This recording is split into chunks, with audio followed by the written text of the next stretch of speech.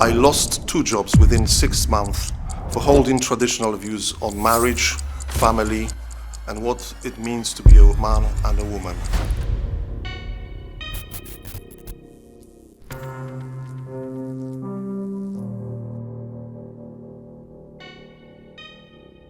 Through an agency, I got a job as a teacher assistant for a high school in Wales. I liked the school, I liked my colleagues. As it happened, I worked in a classroom with a male pupil, a boy, who identified as a girl. He started identifying a little while before I joined the school. I hesitated for a while whether to address him as she or her. I didn't think it was in his best interest, but after long thought, I decided to comply with this. But one day during a break in a private conversation with some teachers, I expressed some criticism about some of the LGBT agenda. And that was enough to trigger a series of meetings on the same day with my superiors. And I remember during one of those crucial conversations on my last day at the school, the form teacher told me, "Ben, she is a girl, full stop." And I said, just a moment, physically, that pupil is still male. Legally, that pupil is still male. So however complicated and difficult his mental, psychological situation, and obviously I realized and acknowledged the fact that this was a complicated situation, very sensitive one. You couldn't just say, she is a girl, full stop. Then they demanded more about my opinions, which I told them frankly. I comply with the school's decision. I just personally think of that pupil as a male pupil. And so I said the right thing, I did the right thing, the politically correct thing, but I refused to think the politically correct thing, and that was enough. The next day I was preparing, brushing my teeth, my agency calls me and says, "Ben, they cancelled the booking."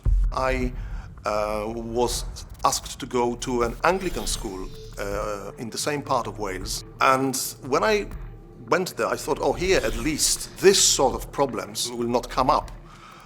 At least in this respect, I'm a bit safer here with my traditional views. How wrong was I? After a few months, and again, very good reviews, everybody liked working with me. I liked actually the staff. I thought the school was in most respects a very good school. I was liked by the pupils until one afternoon, I took part in a seminar. After hours, there was a training session for all the staff, teachers and teacher assistants. And during that diversity and inclusion seminar, I asked a question. And so I said, would some of my traditional views, such as, and I mentioned a few mainstream Christian, or even you could say traditional conservative views. For example, if I said I believe traditional marriage is between a man and a woman, although I said I acknowledge other options have been made legal in this country, but for me, and that's my belief, that marriage is between a man and a woman, could that be viewed as offensive or as discrimination? The speaker answered, holding such views is perfectly fine, but expressing them could in some situations be discrimination. The next day, I was summoned to the headmaster's office, and I was told that I offended some people with my question. So he said, "Ben, I don't want you to express these views at the school anymore." I said I wasn't planning to. However, I added, they remain my views, deeply held views, and I am likely to express them in my private life, for example, on Facebook or social media.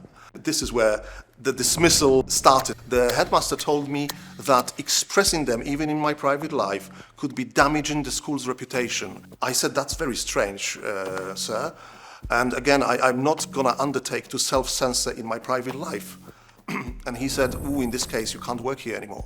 Within minutes, I was escorted out of the school, and I was reported to the local regulator of educational workforce in Wales, which led to a ban on teaching in schools for a few months. I thought, this is Orwellian, this is really Orwellian.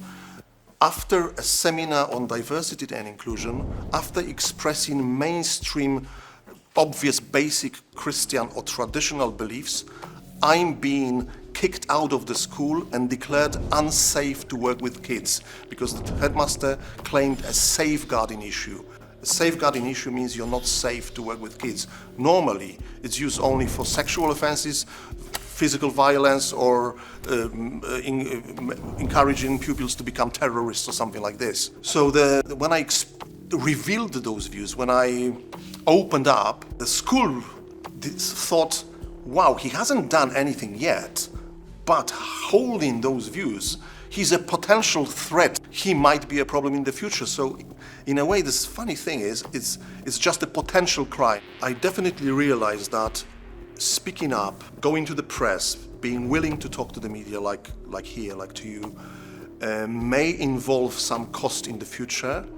I believe we cannot allow a group of confused, misguided people and organizations to impose their strange views on us. Not only the other side, so to speak, has dominated the discourse, the policies in many ways, but you cannot even say anything critical, which goes against democracy, against free speech.